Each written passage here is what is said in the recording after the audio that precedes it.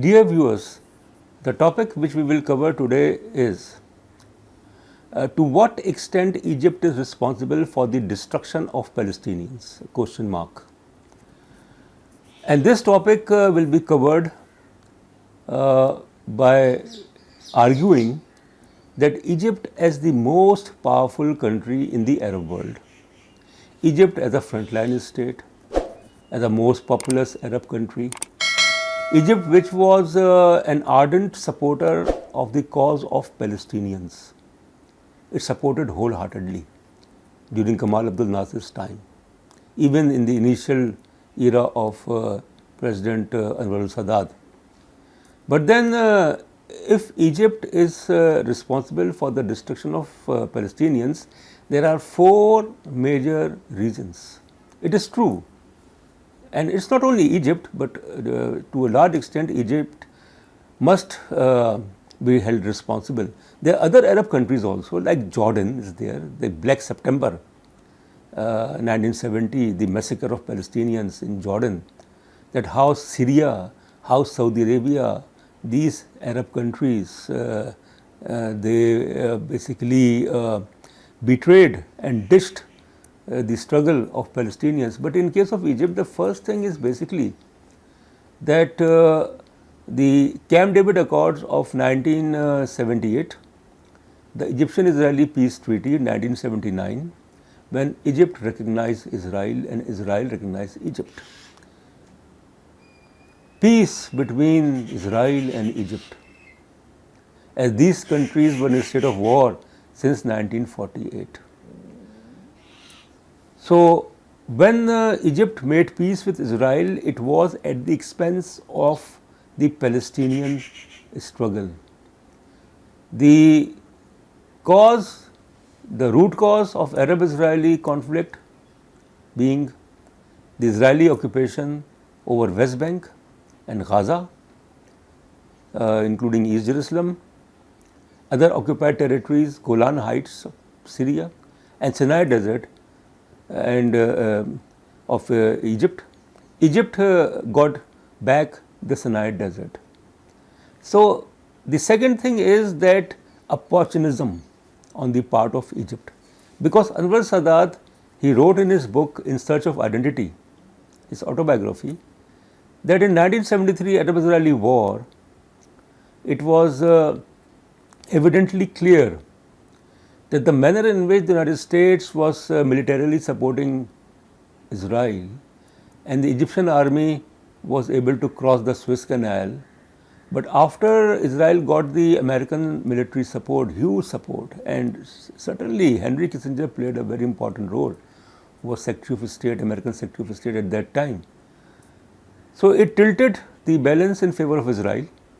So, he wrote in his book, in his autobiography, that I can fight with Israel, I cannot fight with the US. So, I have to reconcile with things, I have to have an agreement with Israel, so as to get back the Sinai Desert and also the Suez Canal, the reopening of the Suez Canal, because from Suez Canal, since the canal was closed after the June 1967 Arab-Israeli war, so it was basically like a source of revenue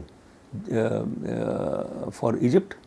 So, it was purely the interest, the Egyptian interest, nothing to do as far as the cause of Palestine is concerned. So, a very opportunistic approach on the part of Egypt, which made Israel strong. It strengthened the Israeli position, that it was able to neutralize the most powerful Arab country, that is Egypt. The third thing is that after the Camp David Accords and the Egyptian-Israeli Peace Treaty, Anwar Sadat, he said that his main purpose was the liberation of the remaining Arab occupied areas like Gaza and West Bank and Golan Heights, and an independent Palestinian state. But he was held responsible that he let down Palestinians. He made peace with Israel.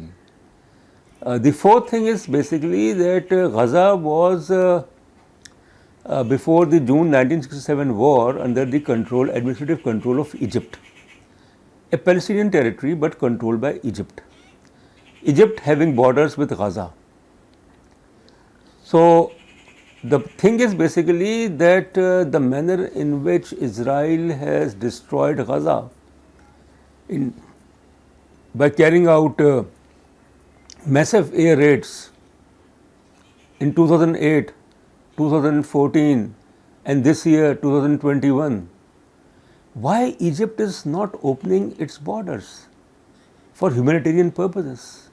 One can understand about Israel that Israel has a very you can say inhuman policy vis-a-vis the Palestinians of Gaza, that it has blocked Gaza, millions of people, it's a siege of Gaza, naval blockade, air blockade, ground blockade, but Egypt could have done something because Egypt has borders with Gaza. More than 200 Palestinians have been killed, out of that 80 are children. Israel is mercilessly, using air power, destroying the infrastructure, killing innocent people, arguing that it attacks basically aim to target the Hamas, commanders and those responsible.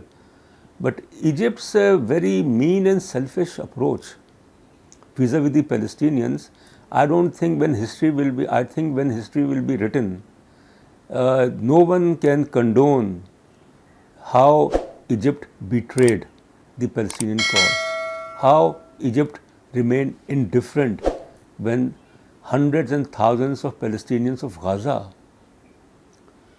were facing inhuman conditions. So, if Egypt takes a stand against Israel, breaks diplomatic relations with Israel, absolutely. And then you will see the difference. The tone of Israel will change. The thing is basically that the Egyptian military establishment, its bureaucracy, they don't want that. They want to have a comfortable life. They know that they cannot fight with Israel. They cannot win a war against Israel because they lost all the previous wars. The 1973 war was a stalemate, but they lost 1948 war, 1967 war and 1967 war when Israel occupied Gaza. So why Egypt is not? There was an exception when Mohamed Morsi was the president of Egypt in 2012. He was the one, and 13, he was the one who was sympathetic vis-a-vis the Palestinian cause. And then there were charges that Hamas had established a network of tunnels from Gaza to Egypt, the border of Egypt, and they were getting supplies. Not only food supplies, medical supplies, but also weapons. So Israel launched operations to destroy such tunnels. So Morsi was sympathetic, and it is alleged that Morsi was the person who patronized Hamas. So he had to be removed. He had to be removed from power. And that is what was the Egyptian military all about, its bureaucracy all about. So the thing is basically that the role of Egypt is fundamental, and no one can deny. I don't think and there are empirical evidences that Egypt compromised, and Egypt must be held responsible for the plight of Palestinians of Gaza. Thank you very much.